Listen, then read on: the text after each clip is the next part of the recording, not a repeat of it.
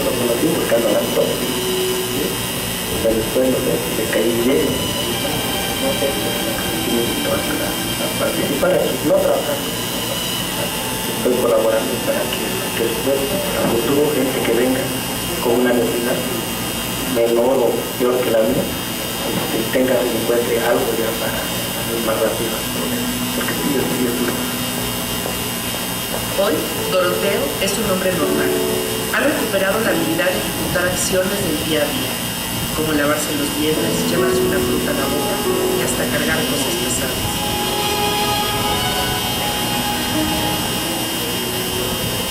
Las esperanzas de Doroteo han renacido y con ellas sus sueños.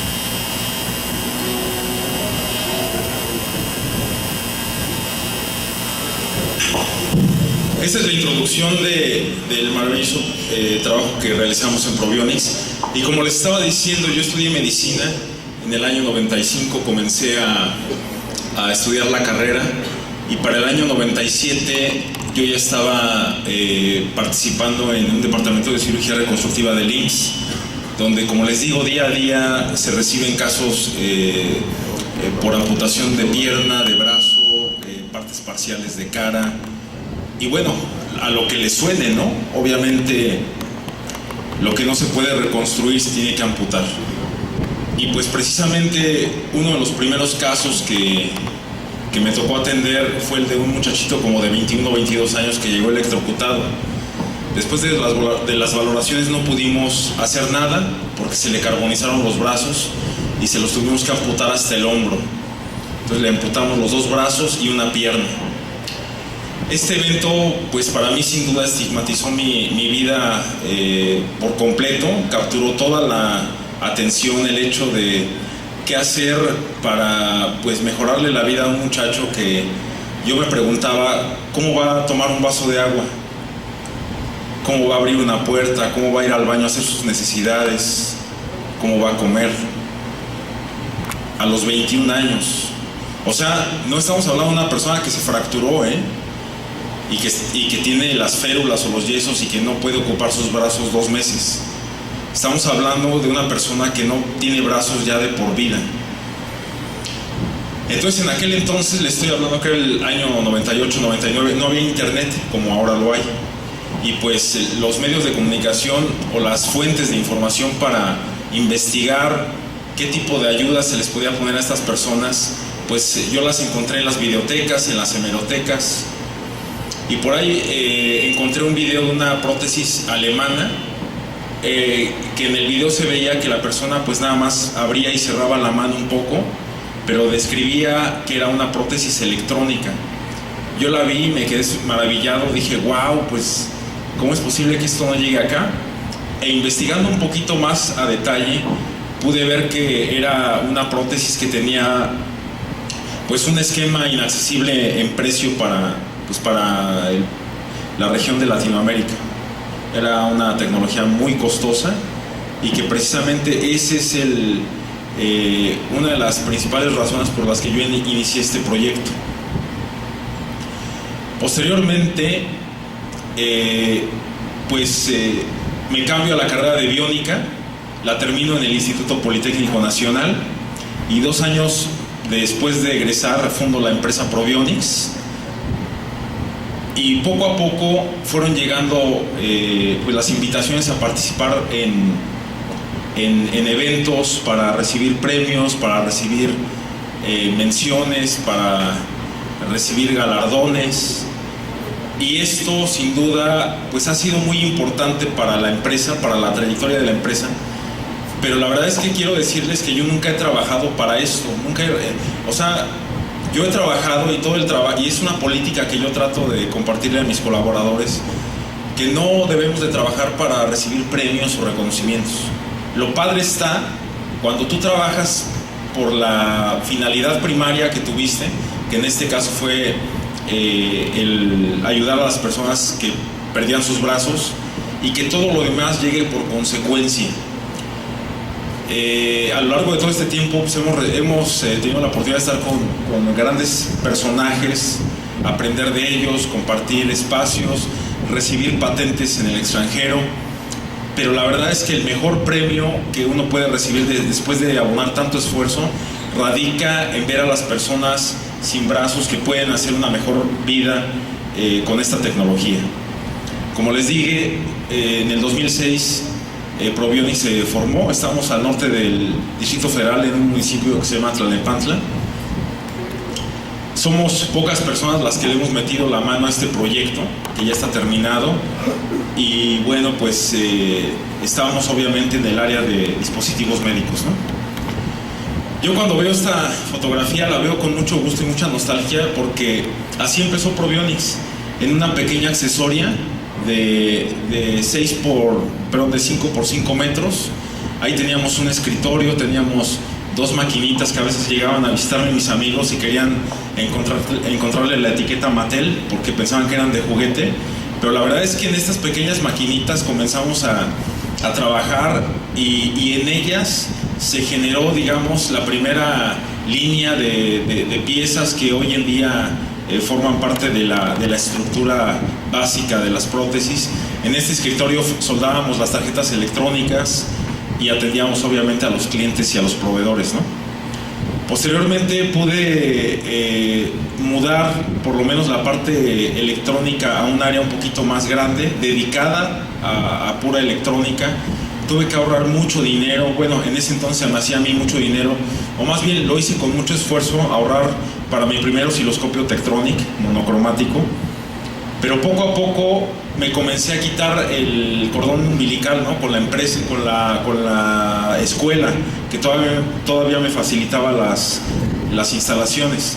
Ahora contamos con un centro de maquinado de 4 ejes, contamos con máquinas para transformar la materia prima, como son los tornos, electroerosionadoras, fresadoras. Tenemos obviamente nuestro departamento de electrónica un poquito más grande, dedicado nada más a estas tareas. Estos son los equipos de instrumentación electrónica. Tenemos este juguete maravilloso que es una impresora 3D para hacer los castings de las nuevas piezas, y tenemos un área administrativa donde recibimos a los clientes y a los proveedores. Ahora, retomando, si me lo permiten, el tema de las prótesis, la verdad es que para cualquier persona que desgraciadamente pierde un brazo, la realidad es la misma. O sea, le ofrecen prótesis de gancho o prótesis cosméticas. Estas prótesis de gancho, no crean que, a pesar de que ya va a ser un siglo que se generó la idea y el uso de ellas por la Primera Guerra Mundial, se siguen utilizando con algunas variantes, pero finalmente son prótesis que dejan mucho que desear en el ánimo de las personas. Y en contraposición está la prótesis cosmética, que no hace ninguna funcionalidad más que aparentar, o su función es ayudar al paciente a aparentar que tiene la integridad corporal. Pero ahora, en esta, digamos, industria de la robótica, de la mecatrónica, de la aviónica, encontramos trabajos que se pueden confundir con lo que nosotros hacemos.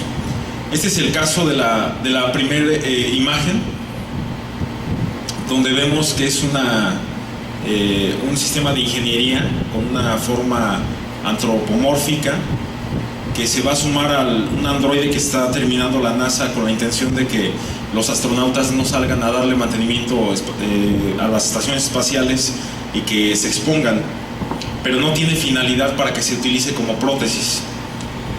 En esta otra vemos otro ejemplo que es un brazo artificial, el famoso Shadow Hand, que se hizo en una universidad inglesa, pero de igual manera no tiene la finalidad de su construcción, no es protésica.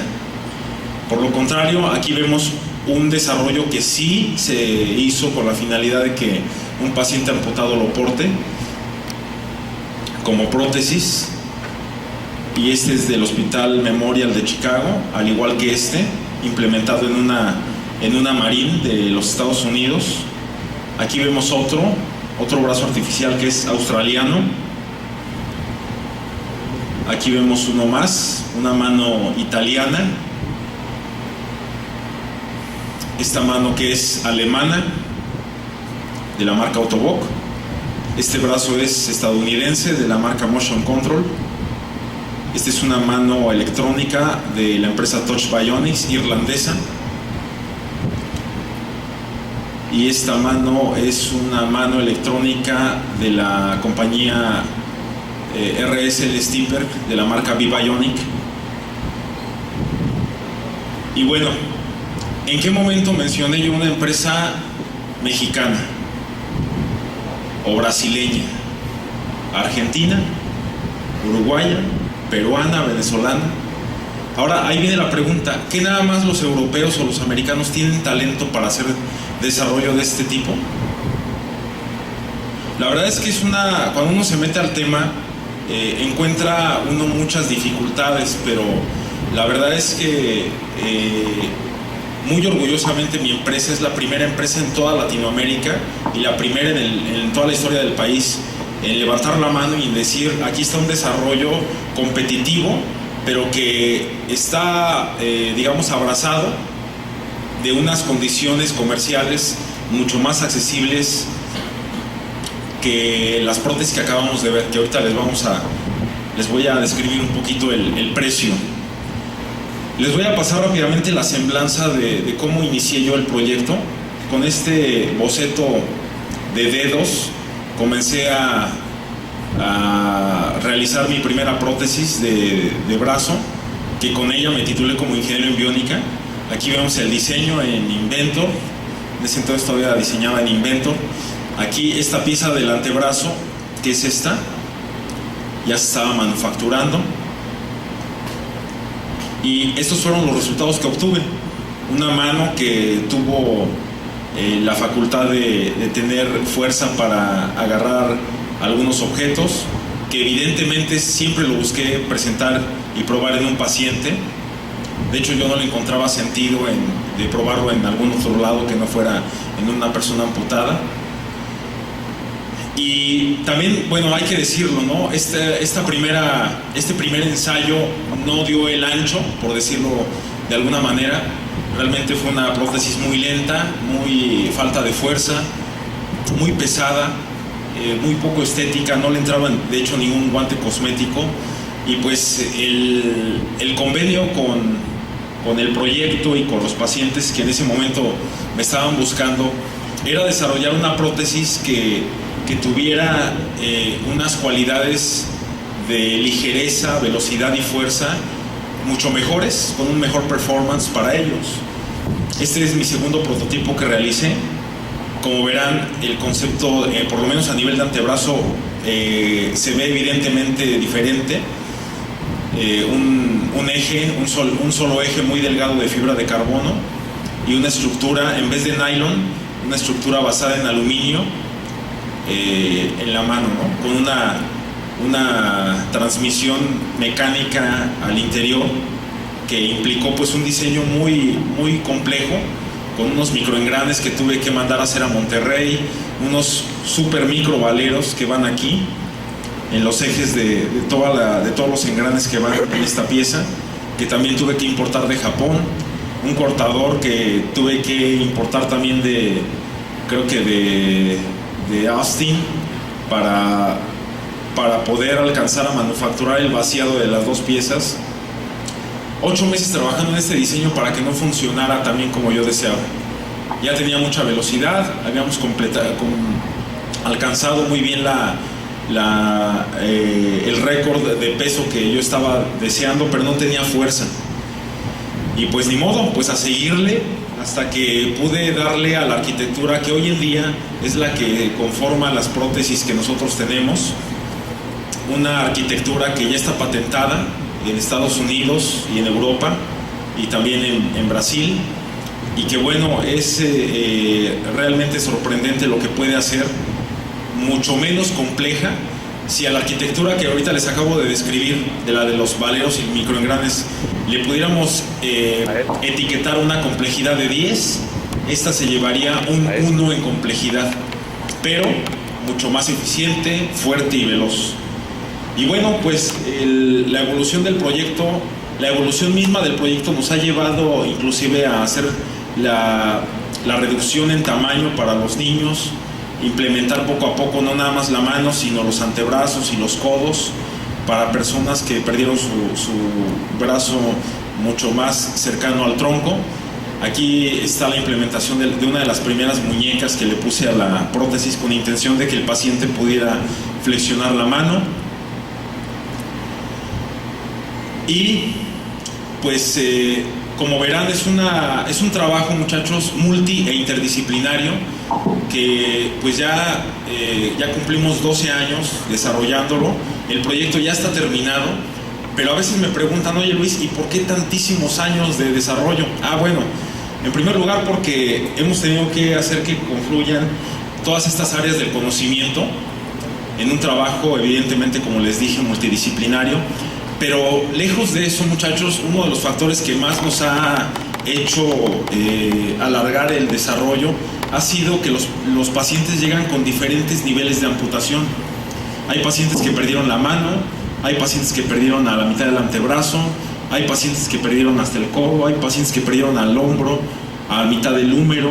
Entonces toda esta, digamos, variedad de casos nos ha hecho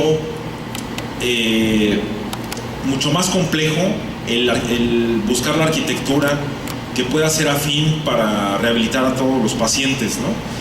Finalmente, les voy a decir, el gran gol que metió Probionics en la arquitectura fue que conceptualizamos finalmente una arquitectura modular padrísima. De hecho, la prótesis se puede armar como si fuera un juguete Lego, por piezas, por partes, partiendo obviamente de la mano. Tenemos aquí las muñecas, tenemos ya los antebrazos. Le pueden sacar foto, no importa, ya está patentado. Pero pues esta forma de trabajo de tipo modular es la que nos ha dado oportunidad de atender a todos los pacientes prácticamente con diversos niveles de amputación, a partir de muñeca y hasta el hombro. Ahora, desde el punto de vista electrónico, esta fue la primera tarjeta de control que tenía aquel brazo negro, con el que me titulé como ingeniero. Como verán, una arquitectura muy rupestre, hasta con conectores de teléfono. Ojalá que mi mamá nunca vea esta foto para que no se entere por qué no funcionaba el teléfono en aquel entonces. Pero vean el cambio de esta tarjeta a lo que tenemos hoy en día. Esta es la arquitectura final. Es una arquitectura también, si se fijan, es modular. 3 módulos que se superponen con puro componente de montaje superficial en un módulo curvo, precisamente para que se busque adaptar a la curvatura de los músculos. Esta es la vista frontal y esta es la posterior, donde aquí está el puerto de salida para conectar todas las conexiones de motores y sensores que lleva la prótesis. Pero pues esto no siempre fue así. No crean que dimos el brinco de la primera a la que acaban de ver. Este diseño fue, digamos, el intermedio. Un diseño también, ya estábamos haciendo el esfuerzo de que los componentes fueran de montaje superficial. Pero la verdad es que no duró mucho a la aceptación de esta arquitectura, porque pues era una arquitectura que era eficiente, o sea, físicamente y matemáticamente funcionaba todo el procesamiento que le damos a la señal. Ahorita les voy a explicar esa parte rápidamente. Pero pues esta electrónica tenía una tapita de acero que pues era muy estorbosa para el paciente. Ahora, muy rapidísimamente y muy didácticamente, espero, les voy a explicar cómo funciona el brazo, sin abusar del concepto, ¿no? Nosotros, cuando hacemos una contracción muscular en nuestros músculos estriados, la corriente electroquímica que hace que las fibras se contraigan, las fibras proteínicas, que es la actina y la miosina, esa corriente electroquímica o eléctrica finalmente no se queda nada más en el músculo, sino que viaja o rompe las barreras biológicas y puede llegar a registrarse sobre la piel. Es el principio del electrocardiógrafo. De tal manera que si nosotros conectamos unos electrodos encima del músculo que se está contrayendo, podemos registrar esa señal con un osciloscopio, como lo acaban de ver aquí, y con una electrónica que le haga un procesamiento a la señal. De hecho, la señal es muy bajita, es del orden de millonésimas de voltio, microvolts, pero se pueden leer. ¿Por qué? Pues porque de entrada nos las leemos esa microseñal y la amplificamos 1.000.000 de veces. Y se amplifica el ruido y se amplifica todo. Precisamente por eso tenemos que empezar a filtrar y finalmente nos queda digitalizada la señal. Entonces, cuando el paciente trae el módulo, como si fuera un celular curvo, imagínenselo sobre mi músculo del antebrazo, y le pido al paciente que contraiga, yo en la pantalla registro un brinco en la señal, ¿no? De ir así la señal, de repente brinca, y cuando el paciente relaja, la señal pues desciende. Vuelve a hacer la contracción el paciente y la señal sube, le pido que relaje y baja la señal. Entonces finalmente, si lo pensamos bien, es un switch biológico que el paciente tiene con la misma contracción del músculo que le quedó cercano a nivel de la amputación. Padrísimo. Entonces, el chiste es nada más poder recoger esa señal. Ahora yo les pregunto, ¿creen ustedes que todas las personas dan la misma señal? ¿La misma intensidad? Bueno, pues efectivamente no. ¿Por qué? Pues porque hay señores o señoras que llegan con alguna lesión que tienen en atrofia los músculos. Hay personas gorditas que la grasa funciona como un dieléctrico, un aislante, e impide que la señal llegue de manera adecuada a la superficie de la piel. Entonces, a veces tenemos que hacer todo un trabajo de rehabilitación junto con un rehabilitador físico para que nos ponga el músculo en un estado adecuado, ¿no? Para que el paciente pueda mover el brazo. Pero voy a ocupar el diálogo que les acabo de decir para señalar lo siguiente. La electrónica, precisamente porque la señal no es la misma para los pacientes, la configuramos con un juego de potenciómetros analógicos que en un principio teníamos que mover físicamente.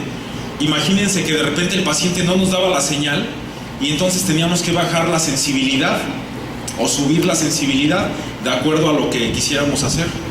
Entonces teníamos que destapar la tapita de la electrónica, teníamos que acercarnos a un osciloscopio, teníamos que conectar el cable al puerto y teníamos que pedirle al paciente que hiciera las contracciones musculares de su brazo. Todo este show pues habría diversas ventanas de problemas o de posibles errores estáticos, ¿no? Porque pues de hecho la empresa siempre ha pensado en mandarle las prótesis al ortopedista en Brasil o en Caborca o en Oaxaca, y allá los ortopedistas son los que van a tener que hacer la configuración de la prótesis para cada paciente. Entonces yo no le iba a dejar al ortopedista que le empezara a meter mano a una electrónica y que se comprara un osciloscopio. O sea, el modelo comercial no iba a funcionar. Fíjense bien, y eso es muy importante. O sea, a pesar de que la electrónica y la parte de ingeniería ya funcionaba, no hacía match con el modelo comercial que nosotros deseábamos. Por lo tanto, cambiamos a la arquitectura que ustedes ven aquí. Aparte, una persona en aquel entonces me dijo: oye Luis, de hecho tienen que certificar la electrónica, o sea, con una norma seguramente europea o americana, para que pueda salir el producto una vez terminado al mercado. Y entonces aprovechamos para comprar una norma europea que es la IEC 60601. Modificamos toda la arquitectura, digamos, toda la circuitería ya la teníamos, ¿no? Era la misma, solamente había que cambiar la distribución.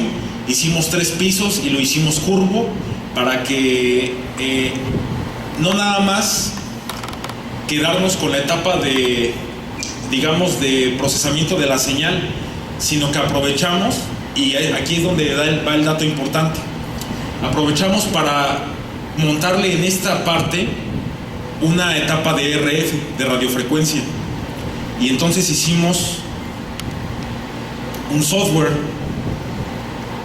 que corre en Windows 7, no en Windows 8, por obvias razones, ¿no? Como lo acabamos de ver. Corre en Windows 7. e hicimos una tarjeta electrónica con un puerto USB. Entonces hoy en día quedó genial porque esa tarjeta electrónica se conecta a la computadora, se arranca el software, se prende un botoncito en la prótesis y se enlazan inalámbricamente software y prótesis. Cuando el paciente hace las contracciones, puedo ver en tiempo real la señal eléctrica del paciente en la pantalla. Número 1, ¿qué eliminé? El osciloscopio, ¿no? Los cables, abrir la electrónica, todo eso se fue y quedó esto. Ahora me preguntarán, oye, ¿cómo hacen la calibración? Bueno, es que dejamos un panel de control en la parte superior, en donde numéricamente podemos variar la sensibilidad, la resistencia, la velocidad de respuesta, todos y cada uno de los factores que determinan que el paciente controle bien la prótesis con efectividad, están aquí arriba.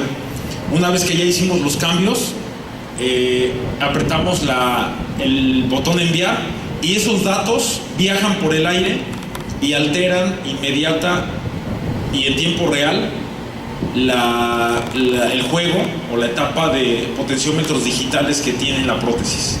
Los cambiamos de analógicos a digitales y voilà, quedó configurada la prótesis para el paciente.